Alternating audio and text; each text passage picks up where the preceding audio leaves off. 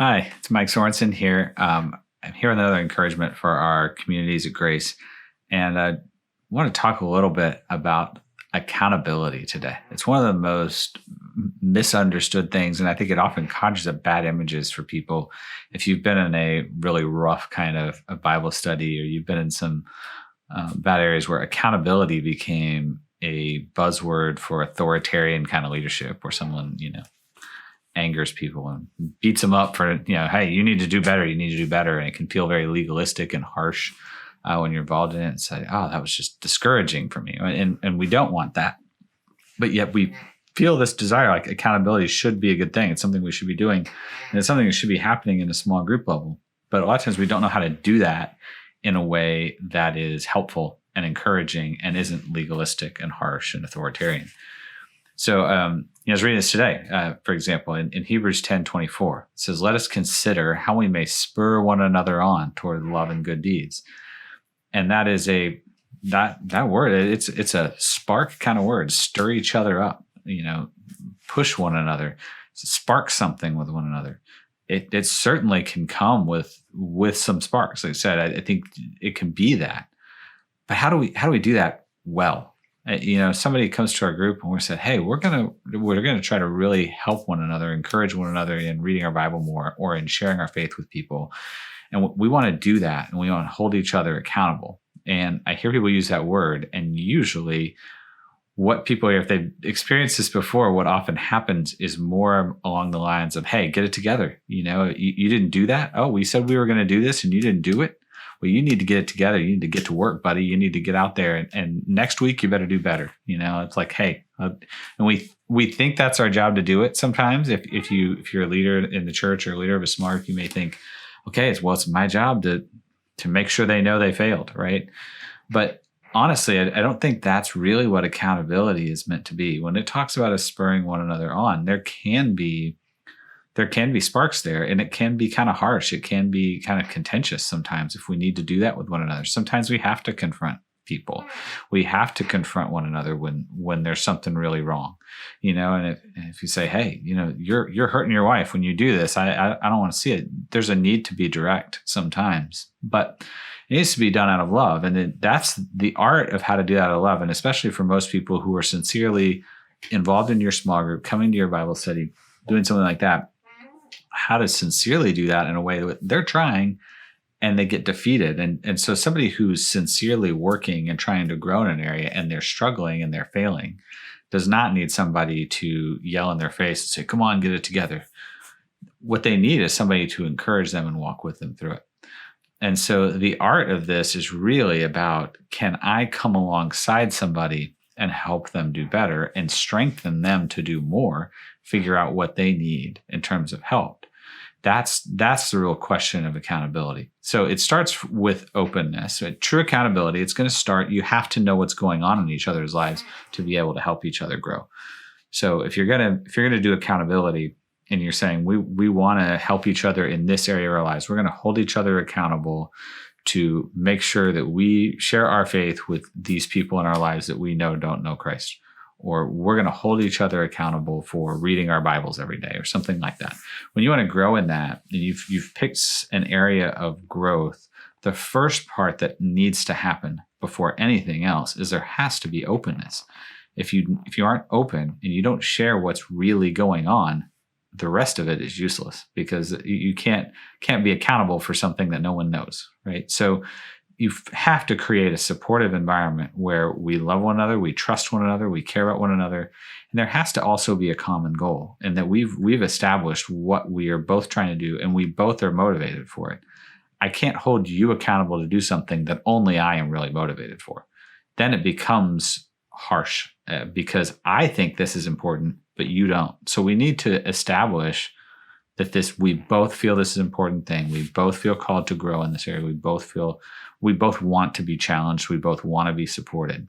So when that happens and you've established there's a real openness, we're able to share openly. And I will tell you the nitty-gritty details. I'll tell you every little failure. I'll tell you how it really went with total honesty. that has to be established. And then we've established we have a really common goal, and that we're clear on what we want to see happen, what we want to do better, how we want to grow. Then we've established something important. We've established safety, trust, openness. And we've established too that, hey, you know what? We're going to stumble through this. We've agreed to grow in this area because it's something we're struggling with. So expect failure, expect setbacks, expect that stuff, and we're going to choose to be gracious. I would say, when that person comes in and you're meeting and you say, okay, we agreed we were going to read this many chapters of our Bible this week. How many did you read? And then, I didn't read any, right? When that happens, it starts with grace and mercy and care and concern, especially if you know that person is embarrassed. You can tell they feel guilty. They know they have this sense of failure, because that easily breeds shame, and shame is not good at motivating. So we want to stay away from the shame, away from that motivation. We're not going to get anywhere by shaming someone into doing it better. So the next step, instead of shaming them, we want to forgive, we want to pray for, and then there's a follow-up question. When you get into that group situation, as you've shown grace, maybe you prayed for them or you've encouraged them. It's like, hey, you're okay. You did great last week. Or we find some way, we want to make sure that person knows that it's okay to fail. That doesn't mean you're getting kicked out. No one's going to be mean to you. No one's going to criticize you or judge you or any of that. Hey, thank you for coming here and opening up about that. We want to establish safety. But after that, the question becomes, okay, so you're still in wanting to do this. If you're still in wanting to grow in this area and you still believe that this is important, how can we help? So let's now go back and assess how it happened, not so that we can beat you up and criticize you over it, to say, hey, you know what? We all struggle with this. I didn't do what I wanted to do this week either. I messed it up last week. We all get that. There's an establishment of we're all trying to learn and grow together. So there's going to be some failure involved. But let's go back and look at it, not so you can be ashamed, but so that we can assess what went wrong. How did that happen? This is something for me as a counselor I've had to do all the time with people, is you go back and assess how it went wrong and realize what got you off track, or how did you get discouraged in there? What was it that derailed? You had this good plan. We'd mapped out a plan and you seemed on board with it, and then you got home and it didn't work. Well, let's not go back to the same plan and just say, do the same plan and do it better. Let's figure out a better plan. That, okay, we learned something. We learned that, when this happens in your life, it really discourages you or gets you thrown off, and then you fail to do the things you wanted to do. So ask about that. Let's ask about the details so that we can encourage one another and help each other do better. So as you do that, your goal becomes more like a coach or a support or an encourager, to say, okay, and I can also ask the question in there then, what can I do to help? So is there something I can be praying about for you? Is there some way I could call and remind you of something because that's been a struggle for you? Is there something, we can change about when we do this or that or whatever? Is there something I can, pay for? You have some resource you need. Can I, help you get that? Whatever it may be, ask that question, or like, hey, this is what we're here for. I'm here to help you. I'm here to be your support and your encourager. What can I do to help you persevere through this and find a way to get around it? So those pieces, that's where really the crux of it, where it turns. It's instead of me trying to motivate you or try to make you know how serious this is, instead of using the authoritarian playbook there, to say, my goal is going to be to come alongside you and help you figure this out. So, and I'm going to support you in whatever way I can. We agreed to do this together, so I'm going to help. And so when you ask those questions, when you start asking about how did that go wrong? What was it? How did you get tripped up?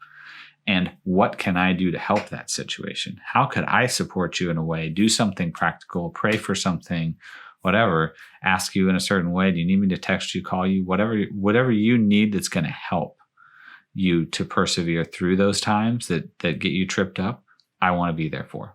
So then you become an ally, you become a support, and they want to come to you because you're boosting them up and giving them the energy that they don't have in themselves. So hopefully that process is helpful for you to kind of map that out. It looks different depending on what you're doing, what the makeup of your group is, and your relationships and things like that. But hopefully that gives you a better layout of what accountability in its good form really looks like. And then we're being the body to one another and helping each other. So take the opportunity to grow, to challenge one another, and to develop in some ways. But do it in a loving, supportive kind of way, like we just talked about. So I hope everybody has a good week, is able to encourage and help one another and spur one another on. I'll talk to you next week.